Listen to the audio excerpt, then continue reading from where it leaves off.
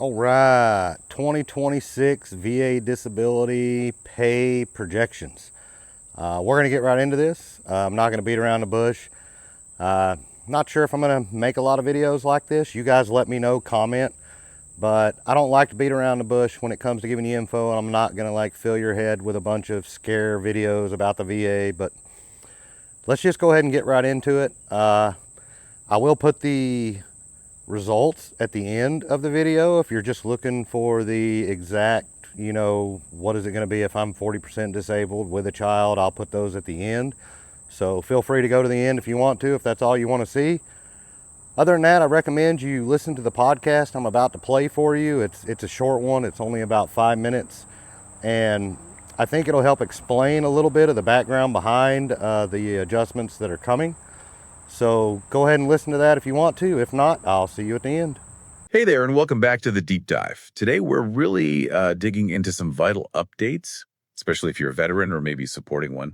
This dive, it's all about your earned VA benefits. Specifically, we're looking at the projected 2026 VA disability compensation rates.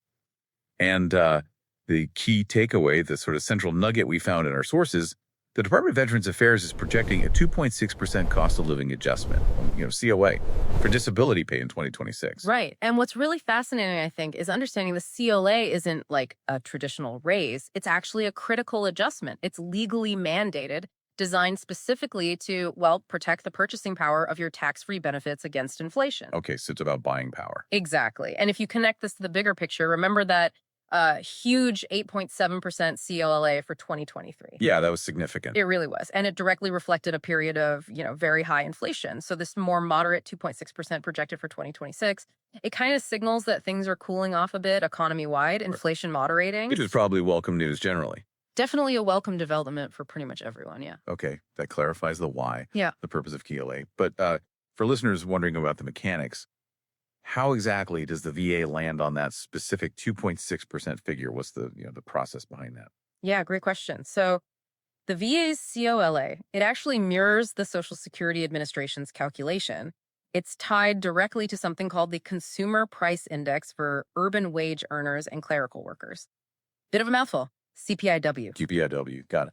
Basically, they compare the average CPIW for the third quarter of the current year. That's, July, August, September. Okay, Q3. Exactly. They compare that average with the average from the same Q3 period of the last year. A COLA was determined and paid out. The percentage increase between those two averages, that becomes the COLA percentage. So the 2.6% reflects the current economic trends captured by that specific inflation measure. Okay, so CPIW Q3 versus Q3, that makes sense. It's formulaic. So this 2.6% COLA is about protecting that purchasing power now, reflecting a maybe more stable economy.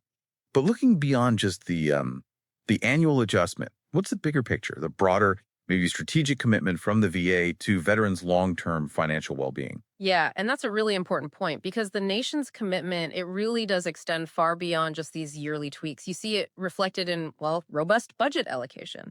The president's budget, for instance, proposes a total of $441.2 billion for the VA in fiscal year 2026. Wow, that's a huge number. It is. And get this, a massive $248.1 billion of that is specifically earmarked just for benefits. This supports, over 7 million veterans and their survivors. And the significance here is that it's not just a number, right? It allows for that consistent, ongoing support that underpins everything. Healthcare, claims processing, the lot. Okay, so serious funding behind it. And beyond the dollars, our sources also mentioned some pretty aggressive strategies, I think, to cut down the claims backlog. What does that actually mean for veterans on the ground, and what are the targets there? Right. Well, it means faster access to really vital support, less waiting. The goal, the stated goal, is to reduce that claims backlog down to 90,000 by the end of 2025. Okay. And then even further down to 60,000 by the end of 2026. That sounds ambitious. It is ambitious. Hitting those targets, though, would really ease a lot of financial and, frankly, emotional burdens for tens of thousands of veterans, just getting them the decisions they need much, much more quickly. Now, there are always challenges with goals like that, of course, but the concerted effort across the VA is definitely noteworthy. And, we also can't overlook legislative efforts, things like the Major Richard Starr Act. Oh, yes. Heard about that. If that passes, it's actually a landmark piece of legislation. because it could allow concurrent receipt getting both military retirement pay and VA disability compensation for about 50,000 medically retired combat injured veterans. So addressing that offset issue for them. Exactly. A long-standing inequity for a specific group of, well, heroes. Okay, so bring it all together then. The core message seems clear that I projected 2.6% CLOA for 2026. It's set to protect your benefits from inflation. This increase, it'll officially become effective December 1st, 2025. And you'll see the first payment reflecting that new rate on January 1st, 2026. All right, we're back. Like I said, I'm going to go ahead and post right now the screenshots of what it's actually going to look like for your percentage. I only went from 30% to 100% because anything under 30% is a very small increase and it does not add per dependent. So I didn't feel that that was necessarily something I wanted to add. But I think the increase is kind of small. I don't know if you guys agree with me or not, but every year they keep acting like this is such a great deal for us, but in the end, it's always 50 to like $100. I don't know about you, but just buying a McDonald's freaking Happy Meal is like $8 right now. It's kind of ridiculous. I don't agree with it.